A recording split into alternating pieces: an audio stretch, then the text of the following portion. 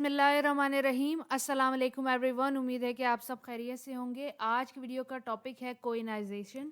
कोइनाइजेशन को dialect mixing भी कहते हैं। आज की इस वीडियो में हम सोशियो लिंग्विस्टिक्स का ये छोटा सा टॉपिक डिस्कस करेंगे, जिसमें हम कोइनाइजेशन की डेफिनेशन देखेंगे, इसकी एग्जांपल को देखेंगे, इसकी एक्सप्लेनेशन को देखेंगे, कोइन क्या होता है को देखेंगे और कोइनाइजेशन का ओरिजिन कहाँ से है। आज की वीडियो में मैं जो भी नोट्स इस्तेमाल करूँगी वो आपको वीडियो के डिस्क्रिप्शन बॉक्स से मिल जाएंगे।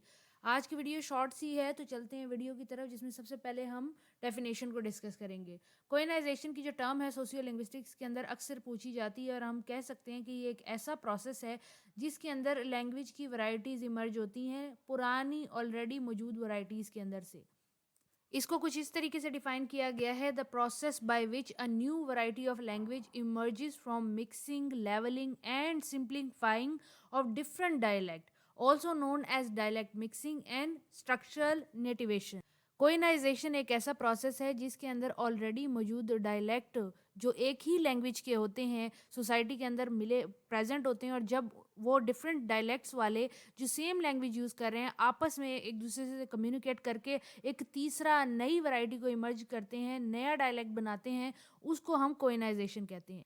जो इम्पॉर्टेंट बात है इसमें याद रखने वाली वो ये कि कोइनाइजेशन सेम लैंग्वेज के अंदर होता है, यानी कि एक ही लैंग्वेज के जो मुख्तलिफ डायलैक्ट बनते हैं, एक बनता है, दो बनता है, तीन बनता है, वो प्रोसेस ऑफ कोइनाइजेशन कहलाता है, क्योंकि वो पुराने डायलैक्ट्स को मिक्स करके बनाया जाता है।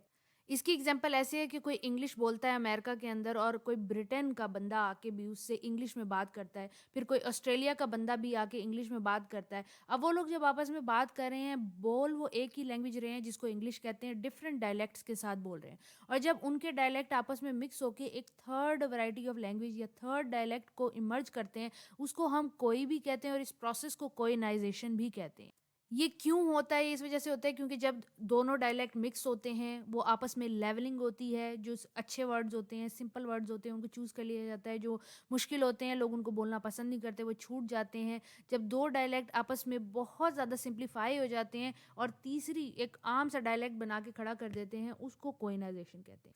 लिंग्विस्टिक्स के अंदर कोई लैंग्वेज का भी टर्म इस्तेमाल किया जाता है जिसको कोई डायलैक्ट भी कहा जाता है, और सिंपली उसकी कोई भी उसको कहा जाता है। कुछ लोग इसको कोई कहते हैं, कुछ को इन कहते हैं, मैं इसको कोई कह रही हूँ। कोइंग को या कोई को, कोई डायलेक्ट को, कोई लैंग्वेज को सिंपली एक स्टैंडर्ड या कॉमन लैंग्वेज या कॉमन डायलेक्ट कहते हैं। जो होता इस वजह से है कि एक सेम लैंग्वेज के अंदर जब हम म्यूचुअली बात करते हैं, एक दूसरे से कम्युनिकेट करते हैं, उसके अंदर हम अपने आसानियाँ ढूंढ लेते हैं। हमारी जो डायलेक्ट है वो आपस में मिक्स हो रहा होता है, वर्ड आपस में मिक्स हो रहे होते हैं, डिफरेंट कॉन्टेक्स्ट और फॉर्म्स मिक्स हो रही होती हैं, तो नया जो वैरायटी हमारे पास लैंग्वेज के सामने आती है वो कोइनाइजेशन के प्रोसेस के थ्रू आती है।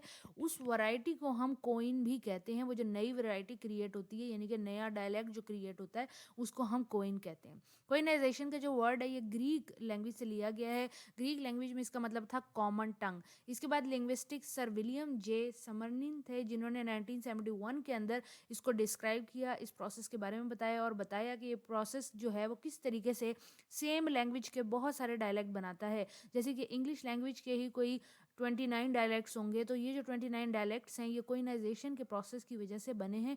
जब सेम लैंग्वेज के लोग जो डिफरेंट डायलैक्ट्स में बोला करते थे, लैंग्वेज को आपस में कम्युनिकेट किया उन्होंने, तो कोइन डायलैक्ट क्रिएट हुआ, यानी कि नया डायलैक्ट क्रिएट हुआ।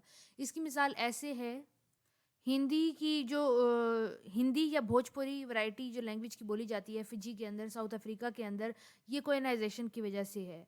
होयंगर की जो लैंग्वेज है वो नॉर्वे और मिल्टन के अंदर बोली जाती है इंग्लैंड के अंदर, वो भी एक कोइन है, या यूं कहा जाएगा कि कोइनाइजेशन की प्रोसेस की वजह से बनी है। कोइनाइजेशन के प्रोसेस को सिंपली समझा जाए तो ये वैरायटी प्रोड्यूस करता है डायलैक्ट्स की एक ही लैंग्वेज के अंदर। उम्मीद है कि आपको कोइनाइजेशन समझ आ गया होगा। अगर समझ आ गया है टॉपिक तो दोस्तों के साथ लाजमी शेयर करें।